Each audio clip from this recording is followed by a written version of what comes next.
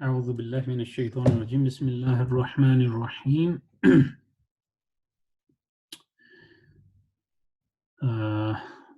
आज हम अपनी डिस्कशन को कंटिन्यू करेंगे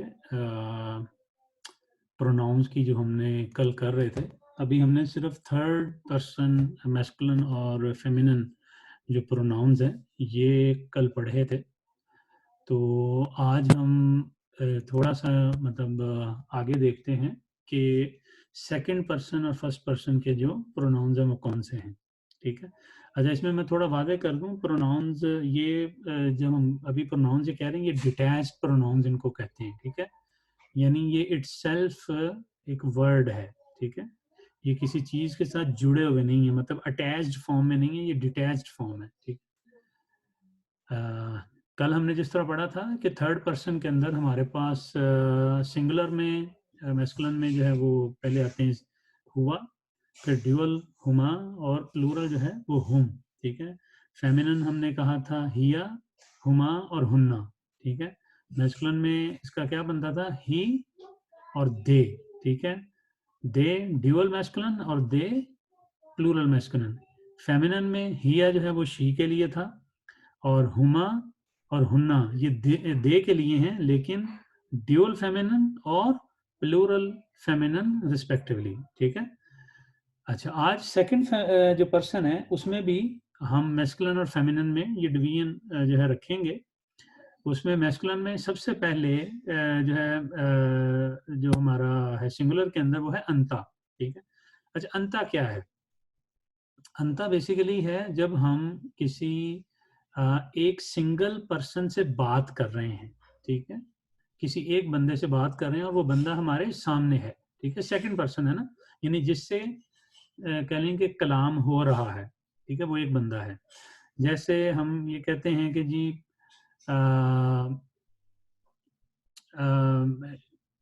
ही इज टॉकिंग टू यू। ठीक है, यू। ठीक है, तो इसका मतलब जिसको हम कह रहे हैं वो हमारे सामने मौजूद है। तो जब हम किसी एक बंदे के बारे में बात कर रहे होंगे जो कि एक अकेला वाहिद जो है मैस्कुलिन है, तो उस केस में जो प्रोनाउन यूज होगा वो है अंता। ठीक है, लेकिन अगर ये बंदे जिनसे हम मुखातिब हैं ये दो हो जाएं, ठीक है, तो उस सूरत में ये बन जाएगा अंतुमा। ठीक है, जैसे थर्ड पर्सन में क्या था, हुमा। ठीक है, इसी तरह सेकंड पर्सन में ड्यूल के लिए जो है वो है अंतुमा। लेकिन हम इसी तरह अगर ज्यादा के लिए मतलब मुखातिब में ज्यादा लोगों से, ठीक है, हमारे सामने फर्ज करें 3 या 3 से ज्यादा लोग हैं। ठीक है, तो उस सूरत में ये जो प्रोनाउन है वो होगा अंतुम। ठीक है, तो ये क्या बना, अंता, अंतुमा और अंतुम। ठीक है, ये तीनों जो सीगे हैं ये मैस्कुलिन के हैं। फेमिनिन के अंदर जो है जो पहला सीगा है वो है अंती। ठीक है, अंता था मैस्कुलिन के लिए और अंती है फेमिनिन के लिए। ठीक है, ये सिंगुलर फेमिनिन के लिए आएगा कि अगर हम किसी एक फेमिनिन से बात कर रहे हैं, ठीक है, तो उस सूरत में ये अंती होगा। अगर वो दो हो जाएंगी तो ये वही सीगा रहेगा जो दो मर्दों के लिए था, अंतुमा। ठीक है, इसमें कोई चेंज नहीं है। लेकिन अगर 3 या 3 से ज्यादा औरतें होंगी, ठीक है, या फेमिनिन कह लें कि जेंडर की बात आ रही है, तो उस सूरत में ये बन जाएगा अंतुन्ना। ठीक है, तो अंती, अंतुमा और अंतुन्ना। ठीक है। अच्छा, जब हम इंग्लिश में देखते हैं तो इंग्लिश में जो हमने अभी 6 के 6 ये सीगे पढ़े हैं, ये सारे रेफर किससे होते हैं, यू से, सब यू। ठीक है, यू डिड दिस, यू, हमें कॉन्टेक्स्ट से पता चलता है कि ये कितने लोगों की बात हो रही है। क्या ये एक बंदे की बात हो रही है या एक से ज्यादा की बात हो रही है, ये हम कॉन्टेक्स्ट से डिटरमिन करते हैं। लेकिन अरबिक में यहाँ पे ये बिल्कुल वाजे है कि जब आप एक मर्द से बात कर रहे हैं तो अंता है, एक औरत से कर रहे हैं तो अंती है, दो औरतों से या दो मर्दों से कर रहे हैं तो अंतुमा है, ज्यादा औरतों से की जा रही है बात, दो से ज्यादा से, तो अंतुन्ना है। और अगर बहुत ज्यादा मतलब लोग हैं जिनसे आप बात कर रहे हैं, ठीक है, जो मर्द भी हो सकते हैं उनमें औरतें भी, तो उस सूरत में क्या होगा, अंतुम। ठीक है, ये हमारा सेकंड पर्सन है। अच्छा, जब हम फर्स्ट पर्सन में आएंगे तो यहाँ पे मैस्कुलिन और फेमिनिन, ठीक है, ये वाली डिवीजन खत्म हो जाएगी, ठीक है, क्योंकि मैस्कुलिन और फेमिनिन के लिए जो सीगे हैं वो सेम हैं, ठीक है। अच्छा, दूसरी जो चीज यहाँ पे खत्म होगी कि यहाँ पे सिंगुलर और ड्यूअल, ठीक है, यानी कि इन अदर वर्ड्स कह लेंगे ड्यूअल का कॉन्सेप्ट खत्म हो जाएगा, ठीक है। या तो एक्चुअली यहाँ पे मेरा ख्याल है लाइन गलत जगह पे मैंने लगाई है। ये बेसिकली जो है ना, अगर मैं यहाँ पे इसको हाईलाइट करूँ तो ये जो अना है ये सिंगुलर फॉर्म है, ठीक है, ड्यूल इसमें नहीं होती, और जो ओनली सिर्फ होती है प्लूरल विच इज नहनु, यानी एक से जायद जितने भी होंगे वो नहनु में आएंगे, वी, ठीक है। तो इंग्लिश में जैसे आई और वी आता है, इसी तरह अरबिक में अना और नहनु, अना जो है ये जो खिताब करने वाला है, ठीक है, तो उसके लिए आता है, यानी जो मुतकल्लिम होता है, उर्दू में अगर इसका वर्ड यूज करें तो मुतकल्लिम, ठीक है, मेरे ख्याल में मुतकल्लिम ही शायद कहते हैं उनको, जो कलाम कर रहा होता है, ठीक है। तो अना सिंगुलर के लिए और नहनु जो है ये प्लूरल के लिए आएगा, ठीक है। और इसमें ड्यूल की कैटेगरी नहीं है, ड्यूल और प्लूरल एक ही चीज होते हैं। ये मैं इसको ठीक कर दूंगा, यहाँ पे ये जो डिवीजन है ये गलत हुई हुई है यहाँ पे। अच्छा, ये हमारे जो है वो 14 सीगे टोटल बनते हैं अगर हम इनको देखें, ठीक है। कौन कौन से? हुआ, हुमा, हुम, हिया, हुमा, हुन्ना, अंता, अंतुमा, अंतुम, अंती, अंतुमा, अंतुन्ना, अना और नहनु, ठीक है। ये 14 सीगे बनते हैं, लेकिन क्योंकि इनमें ड्यूअल जो हैं वो मैस्कुलिन फेमिनिन के लिए सेम हैं, तो ये याद करने के पॉइंट ऑफ व्यू से जो टोटल हैं ये 12 हैं, ठीक है। याद जो आप अगर देखें तो आपको करने पड़ेंगे वो यही है, हुआ, हुमा, हुम, हिया, हुन्ना, अंता, अंतुमा, अंतुम, अंती, अंतुन्ना और अना और नहनु, ये 12 बनते हैं, ठीक है। लेकिन जब आप मेमोराइज इनको करें तो मैं तो यही इनकरेज करूंगा कि आप इनको 14 समझ के याद करें, ठीक है, कंप्लीट 14 समझ के, और इसी तरह इनको याद करें, हुआ, हुमा, हुम, हिया, हुमा, हुन्ना, अंता, अंतुमा, अंतुम, अंती, अंतुमा, अंतुन्ना, अना, नहनु, ठीक है। इनको इसी तरह याद करें, इसी पैटर्न में, और अपने दिमाग में एक चीज बिठा लें कि जो पहली 2 लाइनें हैं वो थर्ड पर्सन की हैं, अगली 2 लाइनें जो हैं वो हमारी सेकंड पर्सन की हैं, और जो लास्ट लाइन है वो फर्स्ट पर्सन की है, ठीक है। और जो इसी तरह पहली जो 2 लाइनें हैं जो कि थर्ड पर्सन और सेकंड पर्सन की हैं, ये दोनों मैस्कुलिन और फेमिनिन में भी डिवाइड होती हैं, ठीक है। तो एक लाइन जो फर्स्ट वाली है वो आपको थर्ड पर्सन मैस्कुलिन के सीगे दे रही है, जो सेकंड लाइन पूरी है ये आपको थर्ड पर्सन फेमिनिन के सीगे दे रही है, जो थर्ड लाइन है वो सेकंड पर्सन मैस्कुलिन के, जो फोर्थ है वो सेकंड पर्सन फेमिनिन के, और जो लास्ट लाइन है वो आपको फर्स्ट पर्सन के सीगे दे रही है, both for masculine and feminine, ठीक है। तो ये टेबल को आप याद करें, ये मतलब प्रोनाउंस आगे हम यूज करेंगे, ठीक है। अच्छा, उसके अलावा जो आज इम्पोर्टेंट चीज हमने करनी थी वो मैं इसको नीचे लेके जाता हूँ। हमारी जो लास्ट प्रॉपर्टी रहती है इसम की, अब आज हम उस पर बात करेंगे, ठीक है। अच्छा, इसमें देखें एक चीज जो सबसे पहले जहन में रख लें कि कोई भी इसम जो है, ठीक है, अरबिक के अंदर, ठीक है, वो हमेशा कोई ना कोई पर्टिकुलर ग्रामेटिकल स्टेट रखता है, ठीक है, कोई पर्टिकुलर उसकी ग्रामेटिकल स्टेट होती है, ठीक है। अच्छा, इसको समझने के लिए हम जो है ना पहले एक इंग्लिश की एग्जांपल ले लेते हैं, ठीक है। और ये मतलब जो ग्रामेटिकल स्टेट होती है ना, ये बताती है कि इस सेंटेंस के अंदर ये वाला जो वर्ड है ये रोल कौन सा प्ले कर रहा है, ठीक है, कि ये किस रोल में आ रहा है, इसका काम क्या है। अब एग्जांपल देखें, अगर मैं ये कहता हूं कि जी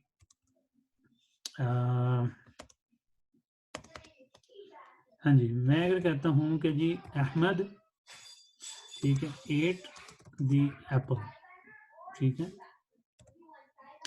ये मैंने एक सेंटेंस लिखा, ठीक है, और मैं दूसरा भी एक सेंटेंस लिख देता हूँ कि जाहिद मेट अहमद, ठीक है।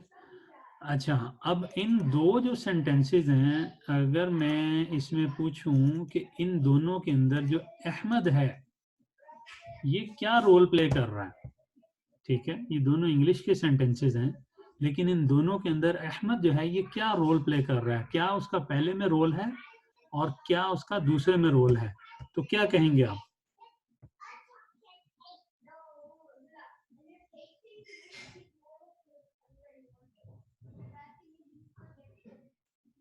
अच्छा अच्छा, इरफान भाई तो मेरा ख्याल है उनके मोबाइल का चलें कोई प्रॉब्लम है। तो अहमद, इसमें जो पहला जो सेंटेंस है जिसमें अहमद एट द एप्पल, इसमें अगर आप गौर करें तो क्या है, जो अहमद है ना ये डूअर है, ठीक है, ये कोई काम कर रहा है, ठीक है, ये काम करने वाला है। क्या काम कर रहा है कि ये एक एप्पल, ठीक है, जो है एप्पल को खा रहा है, ठीक है। अहमद एट द एप्पल, कि अहमद ने सेब खाया, ठीक है। तो काम करने वाला कौन है? अहमद है। तो यहाँ पे जो अहमद का रोल है वो एक डूअर का रोल है, ठीक है। अच्छा, दूसरा जो सेंटेंस है जिसमें है कि जाहिद मेट अहमद, इसमें अहमद क्या है, ठीक है। इसमें देखें मिला कौन है, वो है जाहिद, यानी कि जाहिद कौन है, जाहिद काम करने वाला है, ये डूअर है, ठीक है, और उसने क्या काम किया कि वो मिला है, लेकिन मिला किससे है? मिला है अहमद के साथ, ठीक है। तो इसमें जो अहमद है ये ऑब्जेक्ट का रोल प्ले कर रहा है, जिस तरह पहले वाले में वो सब्जेक्ट था, ठीक है, दूसरे वाले में ये ऑब्जेक्ट है। तो अहमद वही है लेकिन उसके रोल चेंज हो रहे हैं, ठीक हो गया। अच्छा, अब ये हमें पता कैसे चला कि ये अहमद जो है ये सब्जेक्ट है या ऑब्जेक्ट है, ये हमें पता कैसे चला? देखिए इंग्लिश में क्या होता है कि जो हमारा डूअर होता है ना, यूजुअली वो जो है वर्ब से पहले आता है। जैसे ये हमारा वर्ब था यहाँ पे एट, ठीक है, इसको मैं कोई डिफरेंट कलर कर देता हूँ, ठीक है, ये एट और दूसरे वाले को भी मैं कर देता हूँ। अच्छा, अहमद जो है ये किससे पहले आ रहा है? वर्ब से पहले। तो जब ये वर्ब से पहले आ रहा है तो इसका मतलब है कि ये कौन है? ये डूअर है, ये काम करने वाला है, ठीक है। और जो वर्ड या जो चीज जो है वो वर्ब के बाद आ रही होती है यूजुअली, या अगर सेंटेंस के पहले एंड पे आ रही है, ठीक है, जैसे यहाँ पे है ये, तो ये चीज जो होगी ये ऑब्जेक्ट होगी। ये तो हमारा इंग्लिश का, हमने देखा कि इंग्लिश का कायदा है, ठीक है। अच्छा, अरेबिक में ऐसा नहीं होता। अरेबिक में जब हम डिफरेंशिएट करेंगे, ठीक है, कि ये चीज जो है ये सब्जेक्ट है या ऑब्जेक्ट है, यानी कि ये काम करने वाला है या इस पर काम हुआ है, ठीक है, तो ये हम किस तरह आइडेंटिफाई करेंगे? ये आइडेंटिफाई करने का जो तरीका है ना, ये हम आइडेंटिफाई करते हैं कि उसके जो जो वर्ड है उसके एंड पे एंडिंग आ क्या रही है, ठीक है, यानी उसके एंड पे एंडिंग क्या आ रही है। मैं यहाँ पे ऐसा करता हूँ, 3 वर्ड लिखता हूँ अरबिक के, ठीक है। एक मैंने लिखा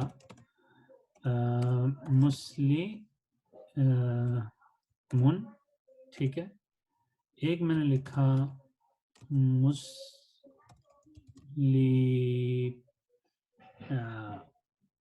मन, और ठीक है, और लास्ट मैंने लिखा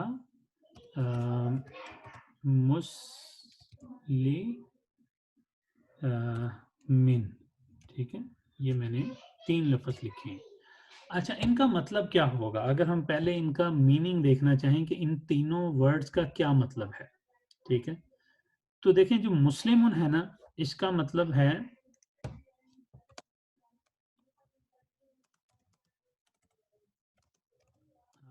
मुस्लिम, ठीक है।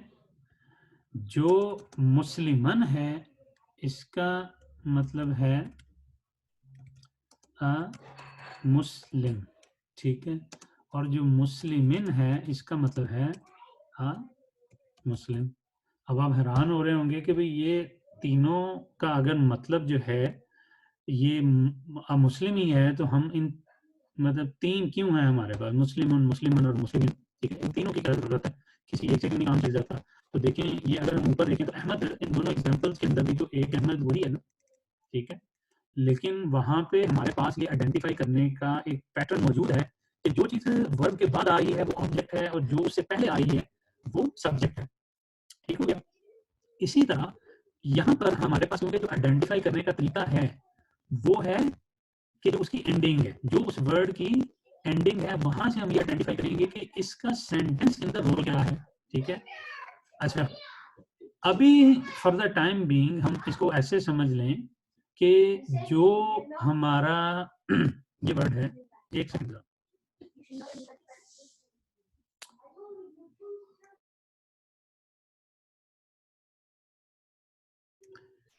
हाँ जी, तो ये मैं बता रहा था कि यहाँ पे जो वर्ड हमारा जिसके एंड पे मुस्लिमुन मतलब तनवीन दम्मा आएगा या सिंगल मतलब दम्मा आएगा। मैं इसके साथ बल्कि यहाँ पे ये भी लिख देता हूँ ताकि ये वाजे हो जाए।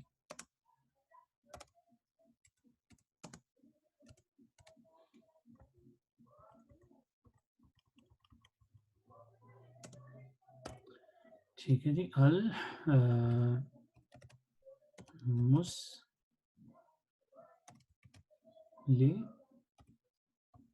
मुस्लिम, ठीक है, यानी कि उसके एंड पे तनवीन दम्मा आए या उसके एंड पे जो है सिंगल दम्मा आए, तो उसको हम कहेंगे कि ये किस ग्रामेटिकल स्टेट में है। इसकी जो ग्रामेटिकल स्टेट है वो है रफा, ठीक है, इसकी ग्रामेटिकल स्टेट है रफा की।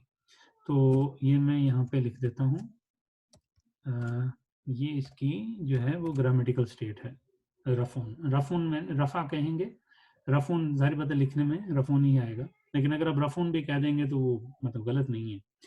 तो जिस वर्ड के एंड पे तनवीन दम्मा आएगा या सिंगल दम्मा आएगा, हम उसको कहेंगे कि ये जो वर्ड है इसकी जो ग्रामेटिकल स्टेट है ये रफा की है, ठीक है, यानी this word is in the state of रफा या this word is in the grammatical state of रफा, ठीक है।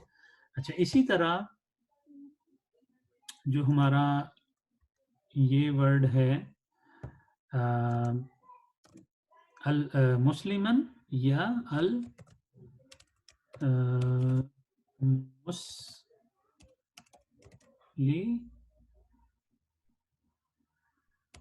मुस्लिम मुस्लिमन या अल मुस्लिमा, ठीक है। अगर ये होगा तो हम इसको कहेंगे कि ये जो है ये इसकी जो ग्रामेटिकल स्टेट है वो है, सॉरी, इसकी जो ग्रामेटिकल स्टेट होगी वो होगी नस्ब की, ठीक है,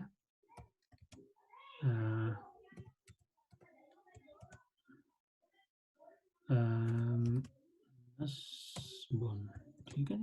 इसकी जो ग्रामेटिकल स्टेट होगी वो क्या होगी, नस्ब, यानी कोई भी वर्ड अगर वो तनवीन दम्मा उसके एंड पे आ रहा है या सॉरी तनवीन फतहा आ रहा है या सिंगल फतहा आ रहा है, तो वो वर्ड जो है वो किस में होगा, हालत नस्ब में, ठीक है, in the grammatical state of नस्ब। उर्दू में इसको हालत नस्ब कहते हैं, जो ऊपर वाला था जिसमें तनवीन दम्मा या दम्मा आ रहा था उसको हम हालत रफा कहते हैं, ठीक है। अच्छा, इसी तरह अब हम देखते हैं कि लास्ट वाला, इसको भी मैं जिसकी डेफिनेट फॉर्म है वो भी लिख देता हूँ, अल मुस्लिमी, ठीक है। तो अगर ये वर्ड जो है हमारा तनवीन कसरा पे या सिंगल कसरा पे एंड हो रहा है, तो इसको हम कहेंगे कि ये जो है ये ग्रामेटिकल स्टेट कौन सी है, ये है जर की। तो इसको लिख देता हूँ मैं यहाँ पे, ये हमारे पास जो ग्रामेटिकल स्टेट है ये कौन सी है, ये है जर, ठीक है, रफा, नसब और जर, ठीक है। ये इनको आपने जहन नशीन करना है अभी कि रफ़ा, ग्रामेटिकल स्टेट रफ़ा, ये हालत रफ़ा, जो तनवीन फ़तहा है ये हालत नसब, और जो तनवीन कसरा है या मतलब जो सिंगल कसरा है ये हालत जर या ग्रामेटिकल स्टेट ऑफ जर में ये वर्ड है। ठीक है। अच्छा, ये क्यों इंपॉर्टेंट है? ठीक है, ये भी हमें देखना है कि ये क्यों इंपॉर्टेंट है इसको आइडेंटिफाई करना। जिस तरह मैंने शुरू में बताया कि इसकी इंपॉर्टेंस इसलिए है कि ये हमें बताएगा, ये इसका जो एंड का साइन है ये हमें बताएगा कि इस सेंटेंस के अंदर इस वर्ड का रोल है क्या। ठीक है, ये सेंटेंस के अंदर कौन सा रोल प्ले कर रहा है। ठीक है, तो अभी इस स्टेज के ऊपर आप इनको सिर्फ ये जहन में रखें कि हमने ये जहन में रखना है कि जो ग्रामेटिकल स्टेट है वो टर्म है क्या। ठीक है, इसम के रूल से। ठीक है, और ये सिर्फ अभी मैं आपको वाजे कर दूं कि ये सिर्फ एक तरीका है ये आइडेंटिफाई करने का। ठीक है, जिस तरह शायद कल भी कोई एक एग्जांपल गुजरी थी जिसमें मतलब मैंने कहा था कि ये हम बाद में बताएंगे कि ये मतलब जब हम चौथी प्रॉपर्टी की बात कर रहे थे ग्रामेटिकल स्टेट की, कि जी जो ये मौसूफ सिफा है ये चारों प्रॉपर्टीज को मैच करती है, और जो चौथी हमने बात की थी कि ग्रामेटिकल स्टेट में भी मैच करती है। ठीक है, तो उसमें मतलब वो यही एक जहन में आ सकता है कि भी वहां पे तो ग्रामेटिकल स्टेट मैच नहीं कर रही थी, इधर तनवीन आ रहा था शायद, और दूसरी साइड पे जो है वो डिफरेंट आ रहा था। ठीक है, लेकिन मैंने उस वक्त भी कहा था कि ऐसा नहीं है, ये एक तरीका है, this is one way of identifying कि इस वर्ड की जो है वो ग्रामेटिकल स्टेट क्या है। लेकिन हम आगे भी देखेंगे कि ग्रामेटिकल स्टेट आइडेंटिफाई करने के और भी तरीके हैं। ठीक है, तो बहरहाल लेकिन वो हम क्योंकि हर चीज को एकदम अगर इंट्रोड्यूस कर देंगे तो then it will be very very complicated, quite complicated हो जाएगी कि इंसान को समझ नहीं आएगी कि कहाँ पे मैंने इस तरह आइडेंटिफाई करना है और कहाँ पे जाके मैंने दूसरी तरह आइडेंटिफिकेशन यूज करनी है। तो इसलिए अभी आप ये समझें कि मुझे बस इतना पता होना चाहिए कि अगर सेंटेंस के अंदर वर्ड जो है वो दम्मा या दम्मा तईन पे एंड हो रहा है तो वो हालत रफ़ा में है। अगर वो फतहा या फतहा तईन पे एंड हो रहा है तो वो हालत नसब में है। और अगर वो कसरा या कसरा तईन पर एंड हो रहा है तो वो हालत जर में है। ठीक है, अभी आप इसको यही जहन में रखें। तो इससे ज़्यादा अभी हमें ग्रामेटिकल स्टेट को पढ़ने की ज़रूरत नहीं है। ठीक है, और अभी मौसूफ सिफ़ा जो है वो ज़ाहिर बात है इससे वाज़ेह नहीं होगी। ये मतलब ये जो हमने कल एग्जांपल की थी यहाँ पे शायद थी वो किसी जगह पे किधर थी। अच्छा, ये वाली तो देखें, अगर आप इसको देखें तो ये तो मैच कर रही है। ठीक है, ये जो सिंगुलर फॉर्म है ना ये तो मैच कर रही है ना, कि इसमें जो ग्रामेटिकल स्टेट है ये भी रफ़ा है, और इसमें जो ग्रामेटिकल स्टेट है वो कौन सी आ रही है, वो भी जो है रफ़ा की आ रही है। ठीक है, अच्छा लेकिन जब हम ऊपर वाले को देखते हैं जहाँ पे हम ये कहते हैं कि इबादुम मुकरमूना, तो आप कह सकते हैं कि जी ये जो मुकरमूना है ये तो हालत नसब है और ये इबादुन है ये हालत रफ़ा है। ठीक है, तो ये तो मैच नहीं कर रही, लेकिन ये ऐसा नहीं है। जिस तरह मैंने पहले भी कहा है कि ये आइडेंटिफिकेशन का एक मेथड है, लेकिन हम आगे देखेंगे कि और क्या तरीके हैं जिनसे हम ये आइडेंटिफाई करेंगे कि इसका रोल क्या है। अच्छा, इसमें मैं थोड़ी-सी मैं समझता हूँ कि वो थोड़ी वज़ाहत हो जानी चाहिए, वो इसी स्टेज के ऊपर ही, कि ये जो हमने टेबल पढ़ा है, ठीक है? अगर इरफ़ान भाई आप पहुँच चुके हैं और आप बता सकते हैं, तो आप मुझे ज़रा बताएँगे based on your knowledge of the grammatical state कि अब इसमें आप मुझे क्या बताएँगे कि इनमें अगर मैं आपसे पूछता हूँ अंता की क्या ग्रामेटिकल स्टेट है और अंती की क्या ग्रामेटिकल स्टेट है, तो आप मुझे बता सकते हैं? मैं अभी पहुंचा तो नहीं हूँ, अभी ड्राइव ही कर रहा हूँ। हुँ, हुँ। अंता बेसिकली ये वो पास्ट टेंस के लिए होता है। नहीं, वो किस टेंस के लिए होता है? पास्ट। पास्ट। नहीं नहीं, यू में। ये तो इस समय, इसमें तो टेंस नहीं होता। हाँ इस, हाँ ग्रामेटिकल स्टेट आप मतलब क्या कहना चाह रहे हैं, मैं समझ नहीं आई थी। ग्रामेटिकल स्टेट मैंने जो पढ़ाई है कि एक रफा होती है, नसब होती है और जार होती है। ठीक है। हाँ जी। रफा का जैसे मैंने बताया कि रफा वो होती है जिसमें एंडिंग जो है वो दम्मा या दम्मा तईन पे हो। नसब वो होती है हाँ जिसमें फतहा या फतहा तईन पे हो। और जर वो हाँ। होती है जिसमें एंडिंग जो है वो कसरा या कसरा तईन पे हो। तो आप मुझे बताएं जो अंता है और जो अंती है, इन दोनों की ग्रामेटिकल स्टेट क्या होगी? अंता तो फिर वो नसब पे ही है। अच्छा, और अंती? अंती भी नसब ही होनी चाहिए वो, क्योंकि वो उसके पहले वो तो नहीं है, क्या कहते हैं, हरूफ जर तो नहीं है कोई भी। हरूफ जर नहीं है? हरूफ जर का तो इससे कोई ताल्लुक नहीं है, मैं तो एक वर्ड दिया है। इस वर्ड का हम तो अभी ये वर्ड देखते हैं कि जो वर्ड होता है उसकी ग्रामेटिकल स्टेट क्या है। ठीक है। जैसे मैंने कहा था कि मुस्लिमिन या मुस्लिमी, अल मुस्लिमी। ठीक है। या मुस्लिमुन, अल मुस्लिमू। तो ये तो एक वर्ड है, मतलब एक वर्ड की ग्रामेटिकल स्टेट क्या है, हम तो उसकी एंडिंग से आइडेंटिफाई कर रहे हैं। तो यहाँ पे आप जो बात कह रहे हैं मुझे जो चल रही आगे, कहाँ कितने लेके घूम रहे हो आगे? निकल गया बस ये ले। रुक जाते हैं। नहीं नहीं, मैं निकाला। खैर मैं जज़ाकल्लाह, अस्सलाम वालेकुम। मुझे जरा पहुंचना है ना। अस्सलाम वालेकुम। अल्लाह हाफिज। अस्सलाम वालेकुम। जी अस्सलाम वालेकुम। वालेकुम सलाम जी। नाम सॉरी, मैं दूसरी जगह पे इधर आया हुआ था काम।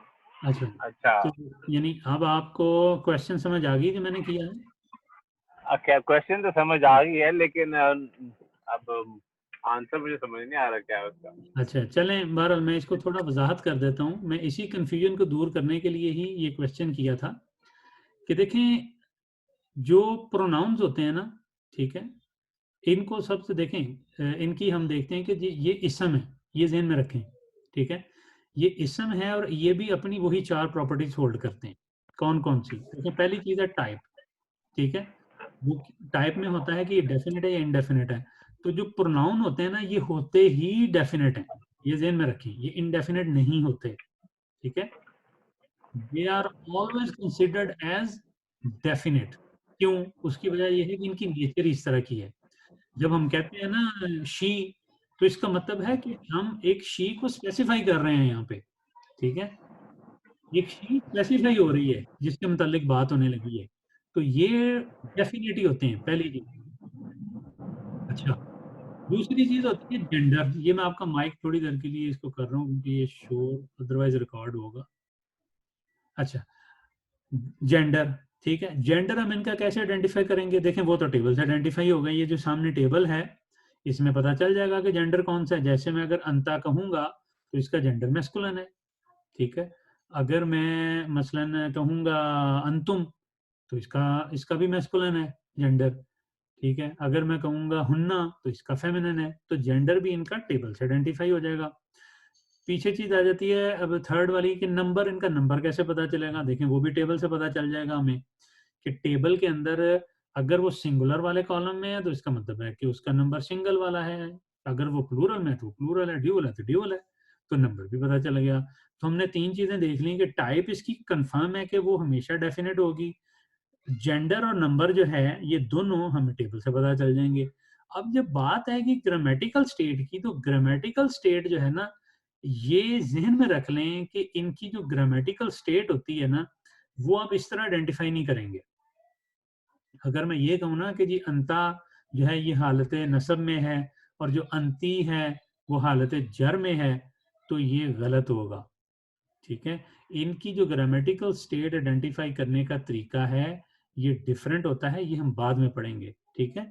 ज़्यादा देर बाद नहीं, मतलब कुछ कुछ में भी दिनों बाद या विद इन अ वीक या कुछ इस तरह हम देख लेंगे कि इनकी ग्रामेटिकल स्टेट कैसे आइडेंटिफाई होती है। लेकिन अभी आप ये समझें कि ये यहाँ पे जो साइन, ये जो आपको हरकत नजर आ रही है कि जी ये फतहा है या कसरा है या दम्मा आ रहा है एंड पे, तो ये जो निशानी है, ये निशानी ग्रामेटिकल स्टेट की नहीं है, ये पार्ट ऑफ स्पेलिंग है, ठीक है। यानी आप अंता को अंती नहीं कर सकते, ये ज़हन में रखें।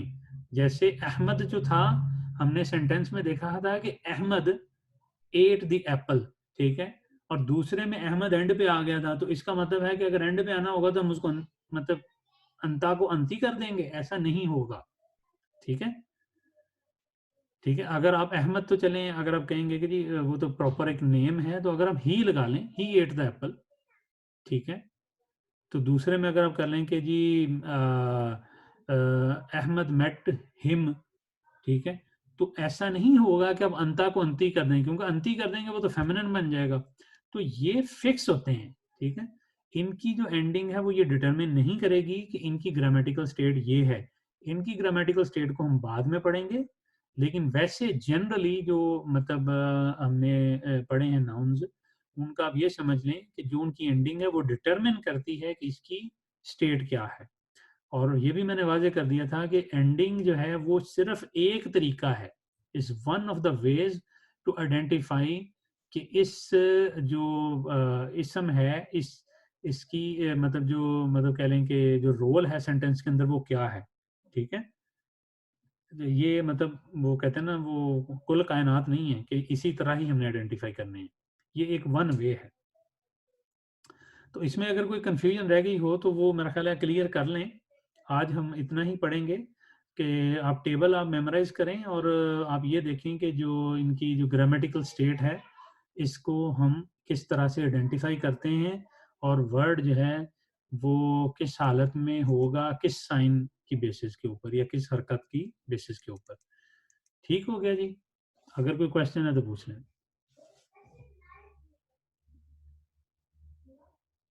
नहीं फिलहाल नहीं है, दोबारा मैं रिवाइज करके फिर करूंगा। मैं कुछ सुना कुछ नहीं सुना, तो इंशाल्लाह मैं आपको वीडियो देख के दोबारा फिर अगली क्लास से पहले अगर इंशाल्लाह पूछना हो तो पूछ लो। ठीक है, अब वो हमारा लाभ जो ग्रुप है व्हाट्सएप का, आप उसमें एज अ क्वेश्चन भी पोज कर सकते हैं चीज़, तो उसी में भी सही है आंसर अच्छा। आएगा। उसमें ये है कि अगर कोई क्लैरिटी होगी तो सबको पता चल जाएगी। ठीक है, चलें मैं फिर इंशाल्लाह। ये शेयरिंग स्टॉप करता हूँ और रिकॉर्डिंग भी स्टॉप करता हूँ। तो चलें, जज़ाकल्लाहु खैरन, अस्सलामु अलैकुम वरहमतुल्लाहि वबरकातुहू।